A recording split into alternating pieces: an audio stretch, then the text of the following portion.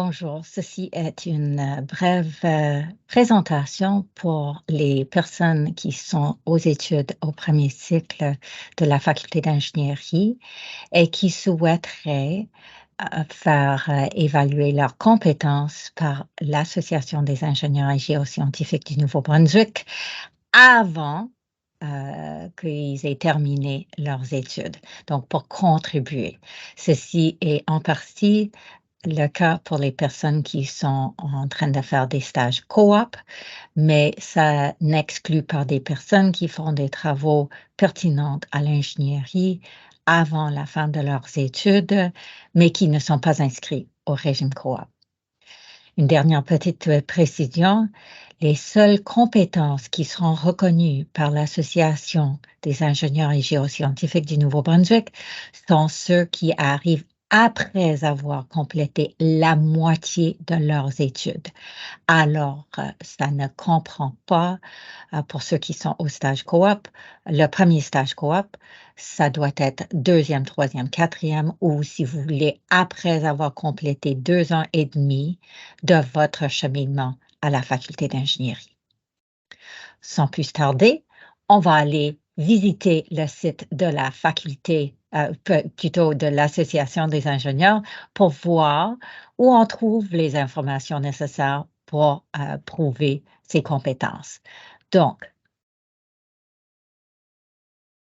lorsqu'on veut appliquer, normalement, ceci arrive dans le site d'application ici et il faut faire une première demande et on continue comme cela. Mais dans votre cas, vous n'êtes pas encore en train d'appliquer. Vous voulez plutôt faire preuve des compétences que vous aviez développées avant d'être les personnes en train de faire l'application. Donc, plutôt, vous allez sous l'onglet Membres stagiaires.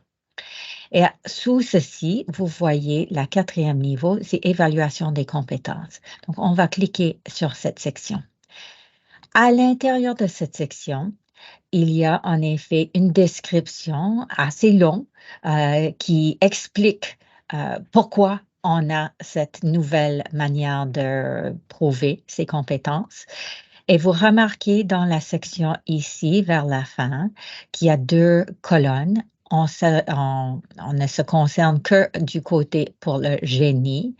Et ça, c'est l'ensemble de ce qu'on va mesurer comme compétences au moment d'appliquer pour devenir ingénieur comme tel. Donc, vous voyez qu'il y a 7 différentes catégories de compétences, mais il y a en tout 34 compétences ou aptitudes qui doivent être concernées ou qui peuvent être concernées. Pour mieux entendre ou mieux comprendre l'ensemble de ces choses-là, on va sur la portail en ligne. Donc, juste ce premier lien hypertexte qu'il y a là. Et ici, on peut voir en effet comment on fait. On va dans ingénierie, ça souligne comment ça fonctionne. Ceci, de nouveau, c'est pour les personnes qui sont déjà diplômées d'un programme agrégé par la IGNB, ou par le VCAPG, excusez-moi. Mais on peut, une fois qu'on a fait cela, on va créer un nouveau compte et on va employer des choses en ligne. Donc, c'est très, très bien ici. Le truc, c'est que vous n'êtes pas encore là. Donc, plutôt, il faut aller vers le bas et trouver, et là, je vais, les Competency Validation and Assessment. En passant, oups, je viens de remarquer que je suis en anglais. On va faire cela en français. OK, donc génie. Donc, en effet, qui peut utiliser à propos, accéder au système? C'est ça que nous souhaitons faire surtout, et les compétences comme telles. Donc, il y a la description de toutes les compétences. Vous vous dites, qu'est-ce que je dois faire? C'est en cliquant sur ce lien-là qu'on voit l'ensemble des compétences. Et ceci est excellent parce que cette version est en français. Certaines des autres auxquelles on fait allusion plus tard, les liens sont plutôt en anglais. Donc, de nouveau, Côté gauche, ce sont les compétences comme telles de 1 à 7. Ensuite, la deuxième colonne, ce sont des 34 compétences individuelles. Et à l'intérieur de ça, il y a des descriptions de ce qui sera recherché pour chacune. Donc, on a des compétences techniques, on a également la communication. Donc, pour ceux qui font des stages où on doit faire des présentations avec des clients, ceci pourrait être plutôt la catégorie qui vous concerne davantage. La gestion de projet aussi, souvent. Travailler en équipe, nouveau. Les responsabilités professionnelles, ainsi que tous les aspects sociaux, économiques et environnementaux, durables, ainsi que faire apprendre des choses, donc le perfectionnement professionnel. Donc, ce sont des compétences qui sont à l'intérieur du système comme tel.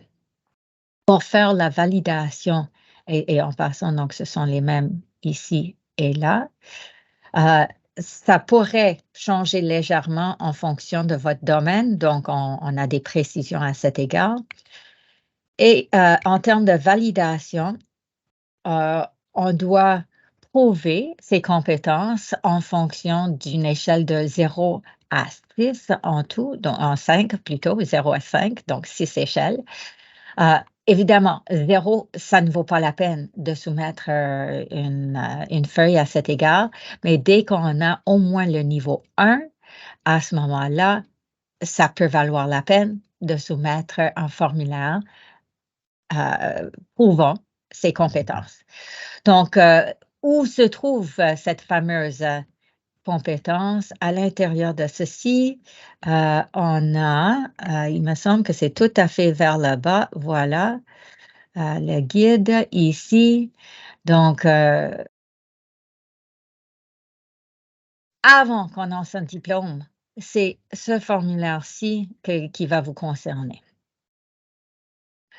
Vous allez devoir le remplir au moment de développer la compétence en question et la faire signer par quelqu'un qui est membre de l'Association des ingénieurs et géoscientifiques et qui était présent au moment que vous aviez développé cette compétence.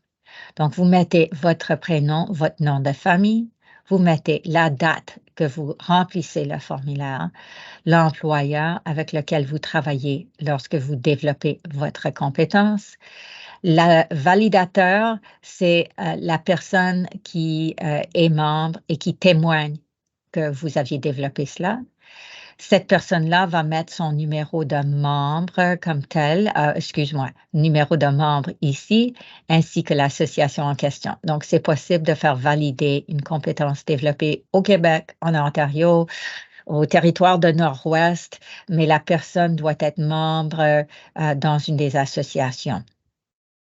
La compétence, ça serait parmi les 34 compétences dont nous avions fait allusion tantôt.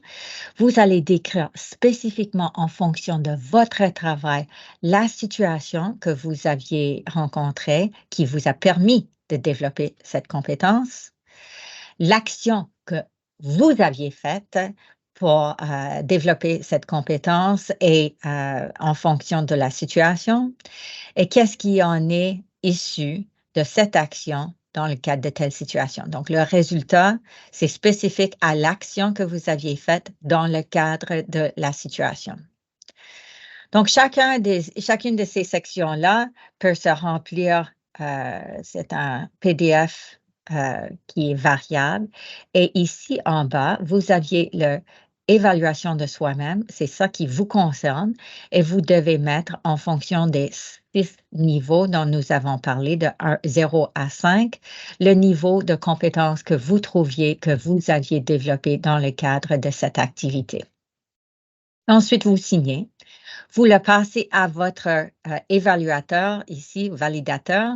La personne en question remplit de son bord ce qu'il croit que tu as développé et il signe également. Et on garde une copie en version PDF avec un nouveau nom en fonction de la compétence et en fonction de votre nom, et vous la soumettez au moment de faire votre demande d'admission à l'association des ingénieurs dans la province qui vous concerne. Source que je vais également qui est également, sur, le site de notre faculté pour vous aider. Ça explique exactement la même chose que je viens de vous dire. Donc, qu'est-ce qui sont les échelles? Qu'est-ce qui est un indicateur? Avec des liens vers les indicateurs en question qui pourront être des validateurs. À noter que vous devez avoir quand même certaines des expériences au Canada et ce sont de cette liste-ci. Et vous remarquez que pour ces quelques compétences en question, donc certaines de niveau 1, d'autres de 2, ensuite un de 5 et un de 6, toutes ces compétences-là doivent être avec une valeur minimale pour être admissibles à devenir ingénieur euh, en titré. Euh, juste à complémenter tout ceci, si jamais vous travaillez dans un lieu où il n'y a pas d'ingénieur qui est associé avec les travaux que vous faites, vous pouvez vous inscrire avec quelqu'un d'autre que vous tenez au courant de vos activités. Qui agit ainsi en tant que mentor. Cette personne-là doit nécessairement être membre des associations en question et cette personne-là pourrait donc témoigner à la place de validateur qui est votre superviseur direct à votre lieu. Donc, de nouveau, ce qu'on souhaite faire, c'est de remplir cette version-ci en PDF pour témoigner au développement de compétences que vous aviez au courant des stages ou au courant des emplois d'été ou autres d'ici la fin de votre diplôme de B1 à l'Université de Moncton. Si jamais vous aviez des questions, n'hésitez pas de me contacter. Ça me ferait plaisir d'en parler et de vous guider à cet égard. Bonne journée.